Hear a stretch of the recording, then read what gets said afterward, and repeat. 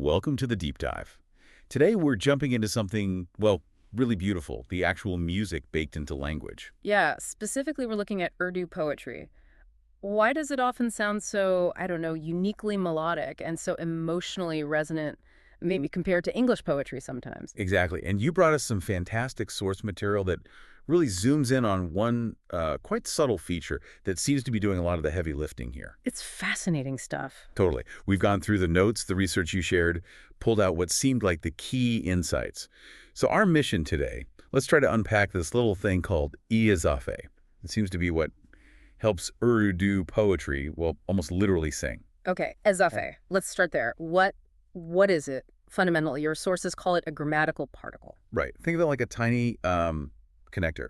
It's usually just a short vowel sound. Most often is that light E sound, kind of like the E in get. And its job is to link words together. Yeah. Primarily linking two nouns or maybe a noun and an adjective that describes it. It shows a relationship, possession, description, just association. And the structure sounds pretty straightforward. Super simple, really. It's just noun one, that little E sound, then noun two or adjective. Okay. Your material had some great examples. Yeah, ones many people might even recognize. Dili Nadan. The naive heart. Right. Or Shabi Hijr. Ah, the night of separation. Classic. And Gully Rangan. Colorful flower. Got it. And what's really striking, and your sources hammer this home, is that Ezāfe isn't just like sprinkled in occasionally. It's woven right into the very structure of traditional forms. You mean like the ghazal, the nazm, quay? Exactly. It's a fundamental, a structural pillar almost. Okay, so how does something seemingly so small, just a vowel sound, have such a huge impact on the sound, the melody, the whole feel of the poetry? Yeah, this is where it gets really cool, I think. One major way is rhythm, syllabic balance.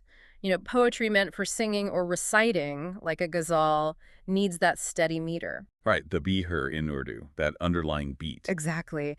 And this E from Ezāfe, it acts like a perfect little syllabic cushion. It's soft, it's light.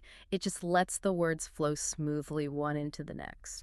Preventing abrupt stops. Yeah, stops you might get when consonants crash together, or words just end and start sharply. It smooths it all out. That famous Ghalib line is a perfect illustration, isn't it?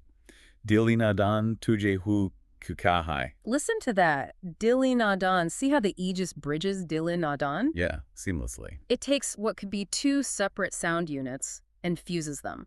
Creates this lovely, fluid, three-syllable phrase. Fits right into the meter. And if you just, took it out. Well, like the source material points out, just saying dili nadan, it feels Frankly. clunky. Choppy. Breaks the rhythm. Totally. That little E is doing crucial work for the line's music. Okay, so it smooths the rhythm. But what about the singing part? You mentioned elongation, ornamentation. Ah, right. That's another huge benefit.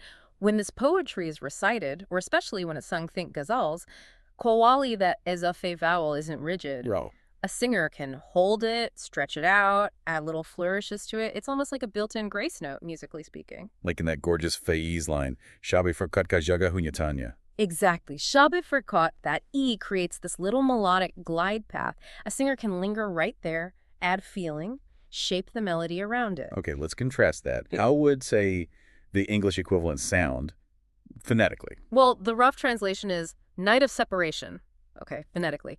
Night, separation. 5 syllables, got 3 pretty clear stress points. And importantly, no soft vowel linking night and or and separation. It's more segmented. Okay, and the Urdu? Shabi farkat, 4 syllables. They're all pretty soft, rounded. And you have that clear E connecting vowel arc. Making it easier to sing. Inherently, yeah. It's just smoother to build a melody on, easier to transition between the sounds, rhythmically richer for a singer to work with.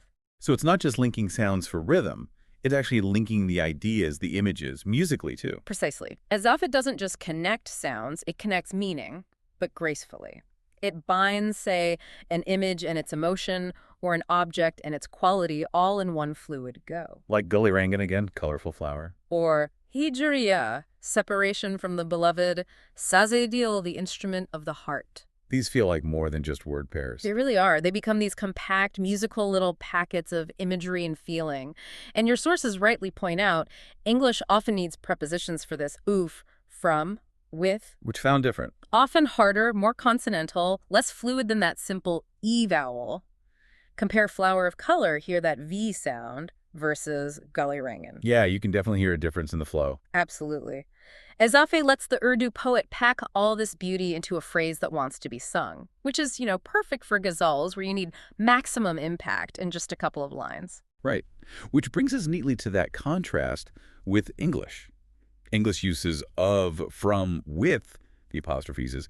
Why don't those give English poetry that same kind of melodic quality? It's a great question. It really gets into how languages are just built differently, right? Your sources contrast these English tools with Ezāfe phonetically. Those prepositions like of the, from the, they're just less fluid. They create little breaks. Often, yeah.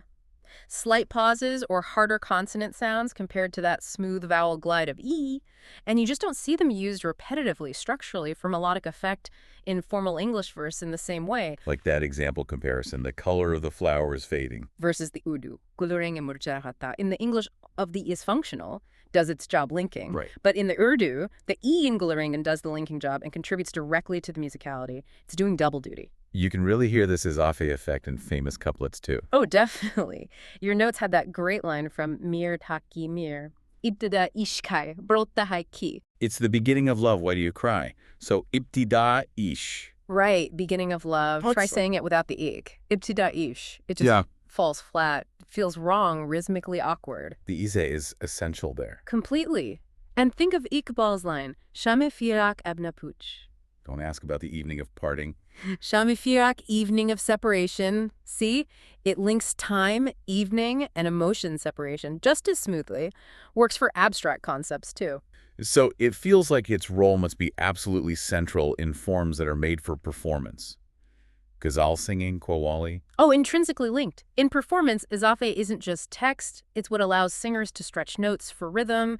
It helps create that sound symmetry in lines, and it supports the rhyme and refrain structures. Those common phrases. Rangi shafaq. Color of twilight. Shabi gam. Night of sorrow. Shabi hijr. Hijr ear. Yeah, night of separation. Separation from the beloved. Yeah.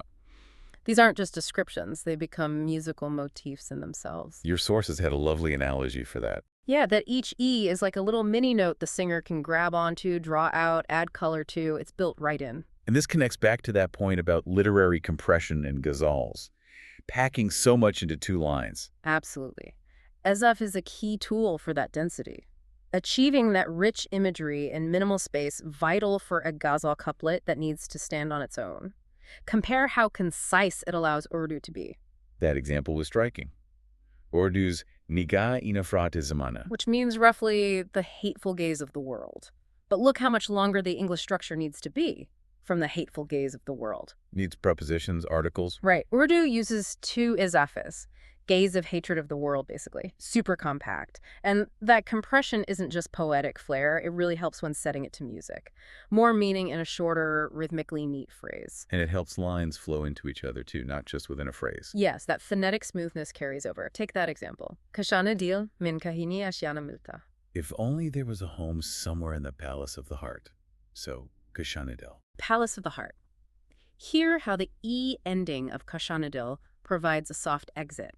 It's a vowel sound that glides naturally into the next word, mine, which also starts with a smooth sound.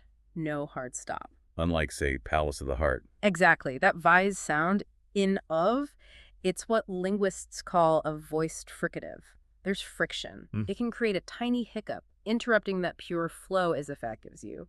Less ideal for really smooth musical phrasing. It's good to know that, linguistic studies actually seem to back up these observations. It's not just subjective feeling. No, it's not. Your material mentioned findings from phonosemantics, studying sound symbolism and comparative linguistics, even ethnomusicology. What do they find? Well, there's research suggesting languages with more of these built-in vowel bridges, like Urdu or Persian, are often perceived as more melodic.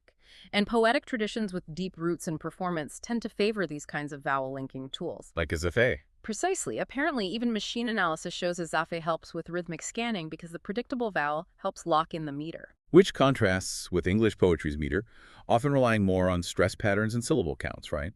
Less on these built-in smoothers. Exactly. It's just a different toolkit leading to a different kind of music. And finally, this all ties back beautifully to Urdu's strong oral tradition, doesn't it? A really crucial link. Urdu poetry was, for so long, primarily something heard. Recited, memorized, performed constantly. And Ezāfe helps with that. Immensely. That soft, often repeating E sound isn't just musical. It makes verses easier to actually say aloud, easier to memorize, and it's perfect for things like call and response or the group chanting in qawwali. Which is a bit different from how a lot of English poetry evolved, shifting more towards the silent reader and the look of the poem on the page. Right. That different history allowed English poetry to explore other kinds of structures, maybe focusing more on complex syntax or visual patterns, sometimes at the expense of that pure phonetic fluidity that Ezāfe helps maintain in Urdu.